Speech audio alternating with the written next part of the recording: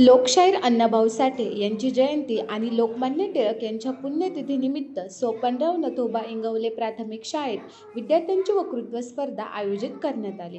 विद्यार्थ्यांचा प्रतिसाद, शिक्षकांचे उत्कृष्ट नियोजन यामुळे हा कार्यक्रम मोठ्या उत्साहात पार पडला। दरम्यान लोकतंत्रतर्फे विद्यार्थ्यांना खाऊ व बक्षीस वाटप करण्यात आले। नमस्कार, दैनिक राज्य लोकतंत्रमध्ये आपलं सर्वांचं स्वागत आहे।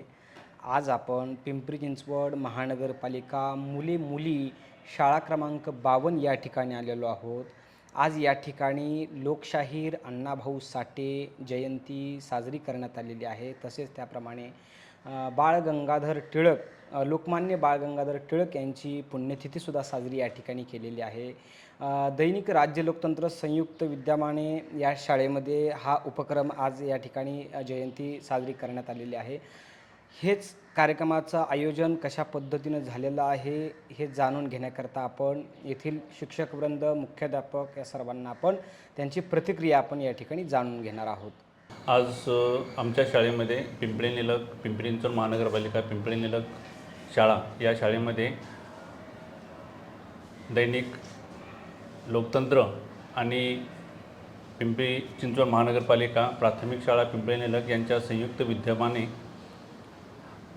अण्णाभाऊ साठे जयंती आणि बाळ गंगाधर टिळक यांची पुण्यतिथी हा दुहेरी कार्यक्रम आमच्या शाळेमध्ये साजरा करण्यात आला। अण्णाभाऊ साठेंच्याबद्दल सांगायचं म्हटलं तर त्यांनी अगदी गरीब परिस्थितीतून शिक्षण थोडं जास्त घेतलेलंच नाही, 1-1.5 दिवसच ते शाळेत गेले, पण त्यातून त्यांना जे त्यावेळच्या समाज मान्यतेनुसार किंवा सामाजिक परिस्थितीनुसार त्यांनी त्यावेळेला खूप गाणी लिहिली, पोवाडे लिहिले, कादंबऱ्या लिहिल्या। त्यातून त्यांनी समाज परिवर्तन करण्याचं कार्य त्यांनी त्यावेळच्या परिस्थितीनुसार केलं आणि हे विद्यार्थ्यांना सांगून त्यावेळची परिस्थिती आणि आपण म्हणतो समाज सुधारणा करण्याचा त्यांनी प्रयत्न केला। माझं अण्णाभाऊ साठे आणि बाळ गंगाधर टिळक यांना माझं विनम्र अभिवादन। दीन दलित दुबळ्या कष्टकरी जनतेचे खरे लोकनेते म्हणलं तर लोकशाहीर अण्णाभाऊ साठे। अण्णाभाऊ साठे यांची आज जयंती आणि लोकमान्य टिळक यांची पुण्यतिथी। ज्यांनी भारताला स्वातंत्र्य मिळवण्यासाठी झालमतवादी असे विचारवंताचे होते ते लोकमान्य बाळ गंगाधर टिळक। तर ज्यांनी समाज प्रबोधन करून आपल्या दीनदुबळ्या दलित कष्टकरी जनतेची गाऱ्हाणी ही जगासमोर मांडली। जो की असं म्हणतात की ही पृथ्वी शेषनागाच्या डोक्यावर आहे, पण ज्यांनी आपल्या वाणीतून आपल्या भाषणातून सांगितलं की ही पृथ्वी ही शेषनागाच्या डोक्यावर नाही तरी कष्टकऱ्यांच्या श्रमावर आधारित आहे, असा संदेश अख्ख्या जगाला पटवून दिला। ज्यांनी छत्रपती शिवाजी महाराजांची माहिती रशियात जाऊन प्रथम सांगितली, अशा या अण्णाभाऊ साठे यांची आज जयंती।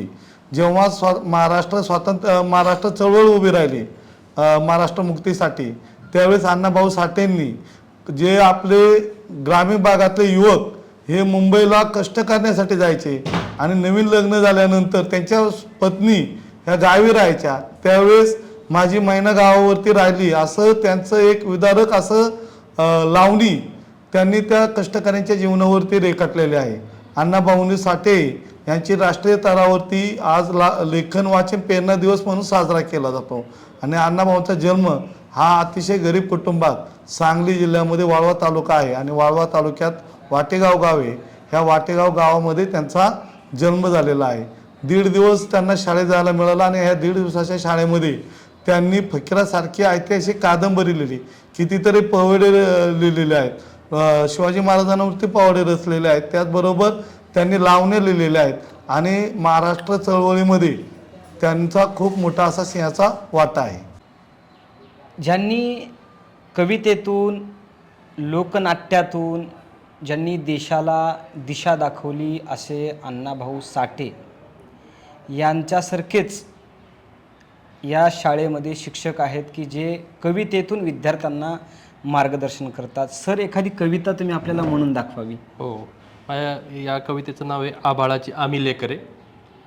आभाळाची आम्ही लेकरे काळी माती आई, आभाळाची आम्ही लेकरे काळी माती आई. जात वेगळी नाही आम्हा धर्म वेगळा नाही, जात वेगळी नाही आम्हा धर्म वेगळा नाही.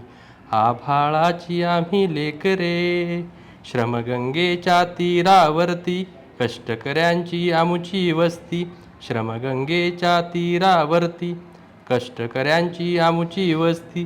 नाव वेगळे नाही आम्हा गाव वेगळा नाही, जात वेगळी नाही आम्हा धर्म वेगळा नाही. आभाळाची आम्ही लेकरे काळी माती आई, जात वेगळी नाही आम्हा धर्म वेगळा नाही.